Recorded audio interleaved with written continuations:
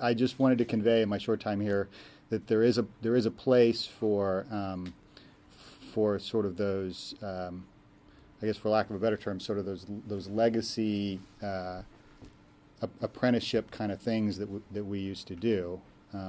When I first came to the Half Moon Bay Review, there was a website. This is 8 years ago. There was a website, and maybe somebody thought to update it once a week, and maybe they didn't, and life went on without it. Nobody ever asked about it. And then, so that was 2004, I guess. And then 2005, we added this forum, which we called Talk About, and people could post their own topics. They weren't beholden to just comment on our stories. And that sort of changed the game. You know, suddenly we weren't setting the agenda so much as we were, certainly. And then it just evolved. I mean, we don't do nearly what we should in terms of video and sound slides and that sort of thing, but we try to keep a fairly robust Facebook and Twitter.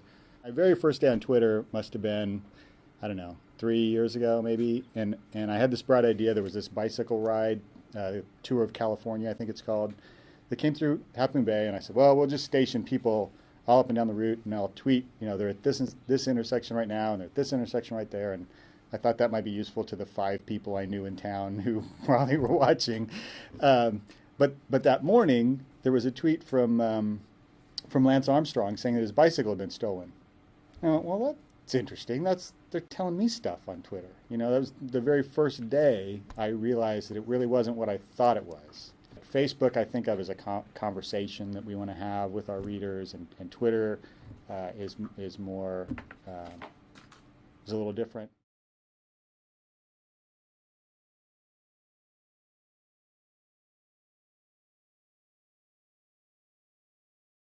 I think in our community we don't have the critical mass of advertisers. The people that thought it was a great idea initially included a auto parts store that had a $5 off car battery deal, which is great if you need a car battery, but it's not. That's a very small sliver of people who are going to look at it on any given day at a newspaper like ours.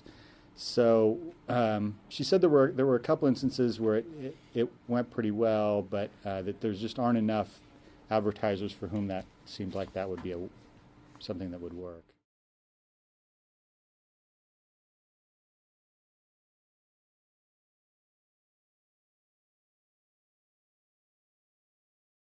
I don't think if he'd started at the Half Moon Bay Review, that would have happened. I mean, his first internship, I think, was at the Boston Globe, and so he just kind of started up here, and he didn't get the reason that doesn't happen at the Half Moon Bay Review. By the way, if you hadn't figured this out, is if we don't write about stuff in San Antonio and wherever else he was writing about things, where he could just lift things off the internet or off the papers, you know, even if he made the trip. We write about the mayor and the business leader and the soccer mom, and they will come and tell me, you know, in 5 seconds if they're not in there. So there's just no opportunity to be that lax and to make stuff up.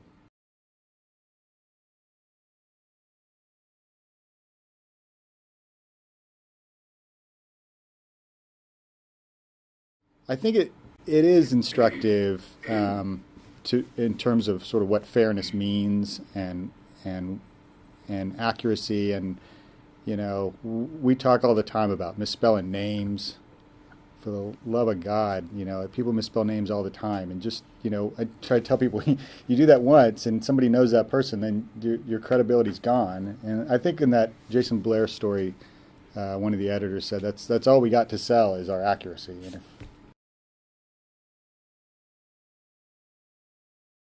I thought, what are we going to write about in this little community that's mostly ocean and empty bluff tops? And I've never. It always surprises me how much goes on in a place with 30,000 people. There's Lily up there. She was principal for a day. So the trick is to have something like that planned that can fill up 2/3 of the front page on a slow news week. But then it's shocking how often you don't need it. how often something weird happens. On one week we had a story of a police officer who was embezzling money from the police officers union, which I thought was kind of a ballsy thing to do. We had a story about GoPro camera, which is the biggest business in town in terms of revenue, leaving town. That may have been the week that the principal and the athletic director at the only high school quit.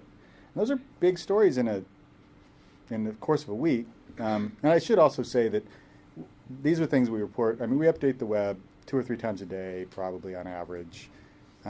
So it's not like we're sitting on this for a week, hoping that nobody else will find out.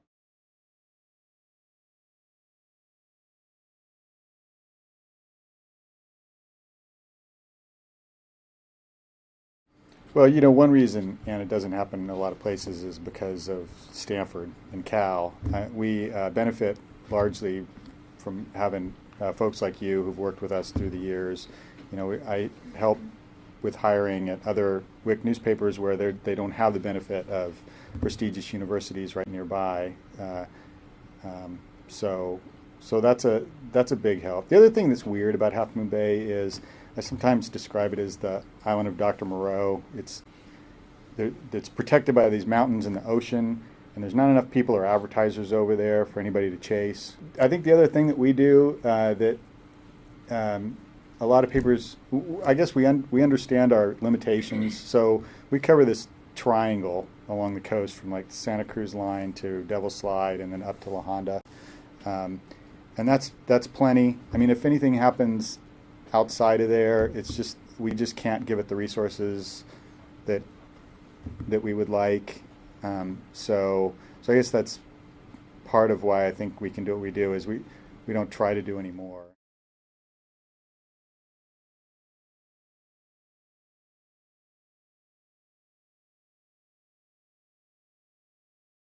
Well, I wish I could say we did better at business coverage, and I think this is a personal failing. Is numbers always freak me out. I like stories about people, and once we start writing about, I mean, for instance, the most iconic business in town is Cunha's Grocery, right, catty corner from our office, is closing, and I don't think we did a particularly great job with that. I mean, we react with things open, they close. We do. I would say the closest to embarrassing that we do is we often do a little features of new business openings because I figure people want to know, if there's a new restaurant in town.